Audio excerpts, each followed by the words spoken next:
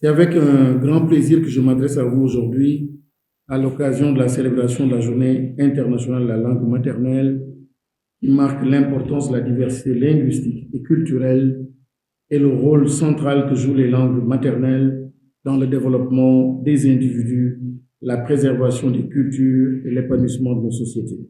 Le thème de cette année, les langues maternelles au service d'un développement inclusif et durable, sonne comme une invite pour la préservation et la valorisation de nos langues et leur prise en compte dans la mise en œuvre des politiques publiques de développement. Cela passe par la promotion du multilinguisme, de la sauvegarde des cultures locales et l'usage de nos langues dans les institutions nationales, dans l'administration publique et dans tous les secteurs d'activité du pays. Au Sénégal, chaque langue est le reflet de l'histoire, des traditions et des valeurs des différentes ethnies en présence dans le pays.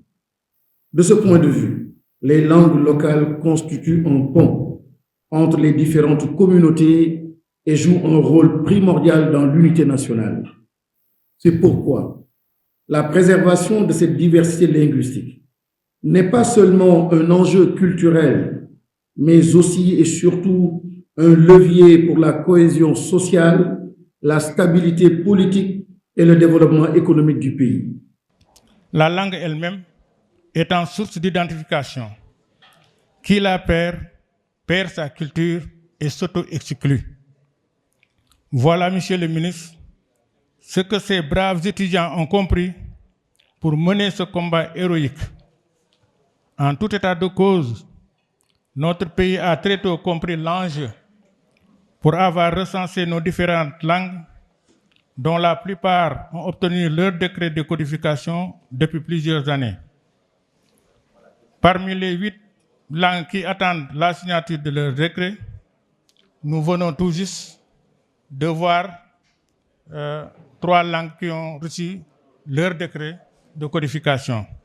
Nous vous en remercions, Monsieur le ministre. On réitère votre persévérance pour la finalisation de la signature des 5 langues restantes. La codification des langues est très importante. Ça accorde une certaine dignité à ces langues-là. Et au moment où nous parlons, nous avons 22 langues donc, qui ont été codifiées. Alors, et depuis 2013, ces langues attendent, ces communautés attendent. Et aujourd'hui, nous avons, à l'occasion de ce 25e anniversaire de la JLM, nous en avons profité pour au moins remettre à ces communautés les décrets signés de façon officielle qui est au moment solennel. Nous pensons que les langues maternelles quand même constituent un levier quand même qui peut faciliter l'apprentissage bien sûr des autres langues pour l'enfant, puisque le premier contact que l'enfant a, c'est d'abord avec bien sûr sa maman. Alors ces langues étant issues, n'est-ce pas, du milieu naturel de l'enfant, c'est les premières aptitudes et les premières compétences qu'il développe. C'est la maîtrise de cette langue. La langue est vecteur de culture, elle est vecteur bien sûr, n'est-ce pas, d'une civilisation. Donc naturellement, la maîtrise de cette langue maternelle pour les enfants est déjà un atout qui lui permettra ultérieurement de découvrir le monde et d'aller à la rencontre des autres civilisations et d'être à l'aise pour communiquer avec les autres. Dès les premiers débuts de ce pouvoir, le président a présidé un conseil d'église où il a exprimé son intention justement de donner un coup de fouet à la valorisation de nos langues nationales. Et c'est à cette époque qu'il a décidé de faire passer la semaine de l'alphabétisation la semaine de l'alphabétisation et de l'éducation de base d'une semaine à 1 mois pour en tirer tout le potentiel et tout le profit. Et il est évident que cela s'est exprimé lors de la clôture du mois de l'alphabétisation, quand son directeur de cabinet, en son nom, a présenté justement la volonté du président de la République d'éradiquer l'analphabétisme au terme de ce mandat, c'est-à-dire d'ici 2029. Cela est un grand défi et nous pensons qu'il est possible de relever ce défi avec chacun et chacune d'entre vous. L'UNESCO estime qu'il existe 8324 langues parlées ou signées, avec environ 7000 encore utilisées. Il découle de ce constat que la diversité linguistique est menacée avec de nombreuses langues en voie de disparition ou de mutation, comme le diraient les sociolinguistes. Il est reconnu aussi que la langue est le principal vecteur des connaissances. Elle permet de lire, de comprendre, de dire, de conserver et de transmettre le monde. L'objectif est de mettre en œuvre une politique éducative conforme aux valeurs et ambitions de notre société, avec des enseignements adaptés aux réalités, mais aussi de permettre à chaque enfant sénégalais de vivre une expérience éducative qui commence dans sa langue maternelle avant d'évoluer vers d'autres langues d'instruction comme le français, comme l'anglais, tout en restant fidèle à ses valeurs et aux normes sociales de référence du pays. En prenant une telle option, l'État se fait écho des aspirations des communautés linguistiques locales, des chercheurs, des enseignants et de tous les acteurs et militants des langues nationales pour qui la langue maternelle est bien plus qu'un simple idiome ou un moyen de communication. Elle est la clé d'entrée dans l'univers de la pensée, un vecteur de valeur et une passerelle vers la transmission du savoir. Il faut la renforcer, il faut la consolider pour que tous les enfants du monde puissent d'abord apprendre dans leur langue maternelle avant de s'ouvrir aux autres langues du monde, dans le cadre bien sûr de la diversité des cultures. Ils pourront communiquer et s'enrichir au contact des autres. Et dans ce contexte de développement du numérique, il est important aujourd'hui qu'on puisse développer bien sûr, n'est-ce pas, intégrer les langues nationales dans ce cadre de l'utilisation du numérique, mettre en place, n'est-ce pas, des leviers, n'est-ce pas, qui permettent à l'enfant d'aborder l'outil informatique et le numérique, mais toujours en y allant avec sa propre langue, notamment sa langue maternelle. À mon avis, la promotion des langues doit impérativement reposer sur une synergie d'action entre elles.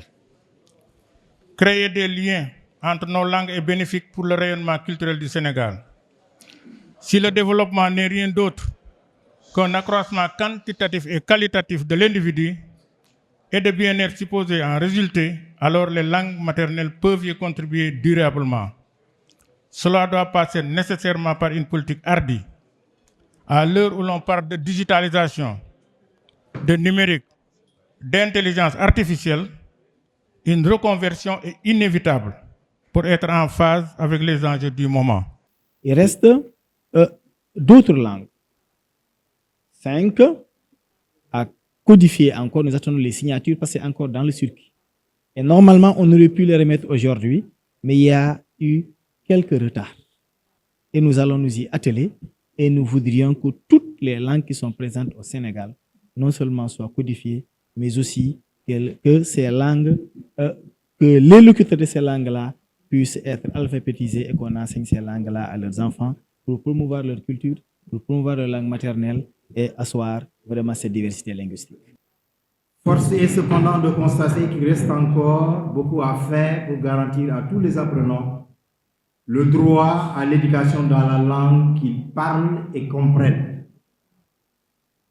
En effet, près de 37% des apprenants des pays à revenus faibles et intermédiaires ne reçoivent pas d'enseignement dans la langue qu'ils parlent et comprennent le mieux. Ce chiffre s'élève à 90% dans certains pays.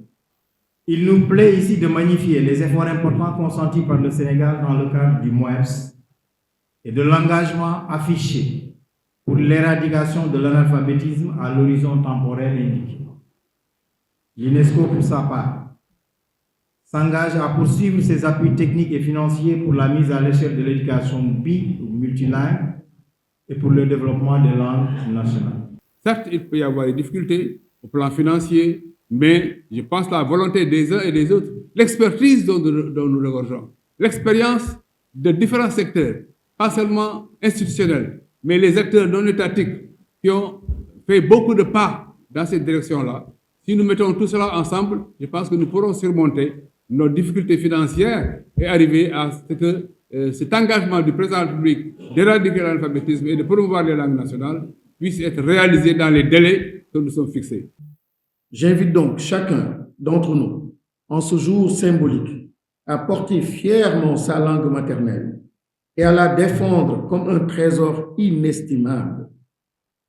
Elle est l'outil par lequel nous construisons notre avenir tout en préservant notre héritage commun et en nous ouvrant aux échanges culturels et scientifiques du monde. Au demeurant, il nous faut davantage nous investir à mettre à profit les possibilités qu'offrent les technologies modernes pour revitaliser et promouvoir nos langues locales par la création de ressources linguistiques interactives adaptées à notre ère numérique. Je souhaite que cette journée soit un moment fort de réflexion et d'échange pour la mise en œuvre d'initiatives inspirantes et innovantes qui permettent non seulement de documenter nos langues, mais aussi de les diffuser à grande échelle pour qu'elles occupent la place qu'elles méritent dans le concert des nations. Monsieur le ministre, Samman Menenunde Kuntuma. Samman Menenunde Kuntuma. Sammanune Kuntuma. Samman Menenunde Kuntuma. Sama Menenunde Namanunde Kuntuma. Kuntuma. Kaudare. Kaudare. S'il vous plaît.